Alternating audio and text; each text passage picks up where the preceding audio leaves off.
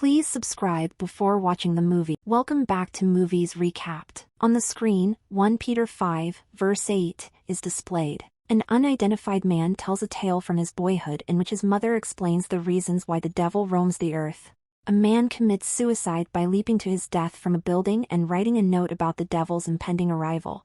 5 individuals are in the elevator when it becomes stuck. Shortly after, a young woman, an elderly woman, a mechanic, former military, a temporary security guard, and a mattress salesman.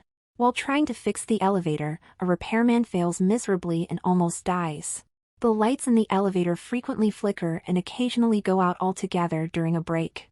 Ramirez, one of the security officers viewing through the videocam camera, thinks he sees the devil's visage on the monitor, but his buddy Lustig is skeptical. The group starts to question the mattress salesperson. At the same moment, the young woman feels something on her back. The young lady has a bite mark on her back when the lights come back on, and the salesperson has blood on his hands. The scene is visited by Detective Bowden, who was looking into the earlier suicide. Once more the lights go out and the mirrors in the elevator crack. The incident escalates into a crime scene inquiry when the lights come back on and the mattress salesman is found dead after having a broken mirror shard punctured his jugular vein. Security officers, a repairman and the fire department try unsuccessfully to enter from the outside. The security officers who are watching through the camera start to suspect one another while speaking to them one way through the speaker because they cannot hear the passengers. As the group debates, the repairman's repelling apparatus malfunctions, causing him to plummet to his death on top of the elevator and frightening the passengers. Ramirez makes an attempt to persuade the detectives that this could be the devil's gathering, but fails.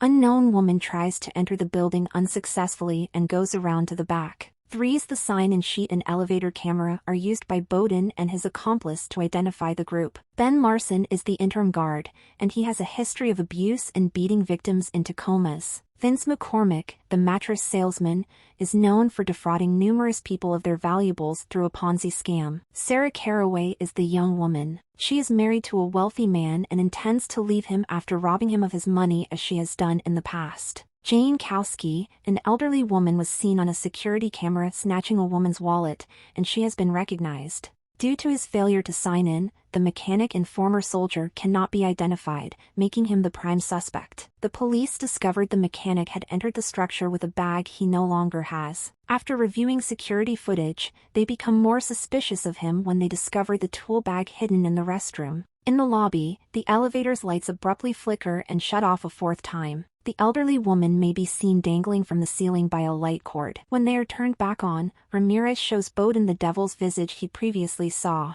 but Bowden is skeptical. Afterwards, Bowden talks about the deaths of his wife and kid, who were murdered in a hit-and-run accident 5 years earlier and for whom the driver left "I'm so sorry" letter at the scene. Ben and the soldier fight as the detectives are looking into the soldier because they each think the other is the murderer. Ben strikes the soldier when Sarah orders him to do so, before he murders the others. When Bowden returns to the control panel, he instructs the passengers to place their hands on the wall to defuse the situation. Bowden, who has run out of options, asks Ramirez how to save them if the devil is actually present. They all pass away. Ramirez replies to turn off the electricity where the firefighters are drilling into the wall in the basement. Lustig enters the room. Once he tries to move a shorted wire that he sees on the floor, the investigators try to get in touch with Sarah's husband and speak with the lawyer the young woman was meant to meet with. Lustig makes a spectacle by falling into the lobby and collapsing in the middle of the audience. After being terribly shocked, Bowden requests the ambulances. Sarah pulls her hands away from the wall of the elevator, but the soldier urges her to put them back. Bowden learns that Sarah stole all of her husband's money and that he might be aware of it. They believe the husband hired Ben to kill Sarah and that he killed the others to cover it up.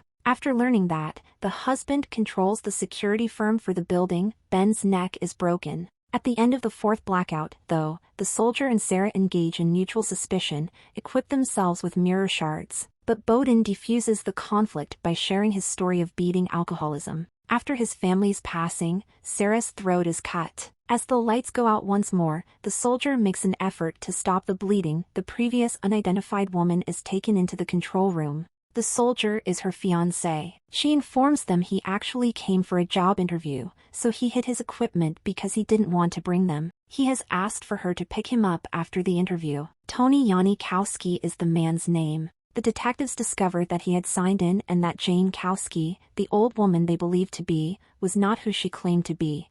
The elderly woman is a manifestation of the devil. Tony makes an attempt to exchange his life for Sarah, but the devil forbids it. Tony reaches for the radio and admits that he ran away from a terrible collision 5 years ago. Bowden understands that Tony is to blame for the death of his family. The devil causes the elevator to drop several stories before becoming helpless in the face of Tony's penitence. The old woman is no longer there when the firefighters are finally able to enter. While Tony is being taken into custody, Bowden decides to tell Tony that his family was involved in the accident. As the bodies of Sarah, Ben and Vince are being wheeled away, to his own astonishment, he decides to pardon Tony.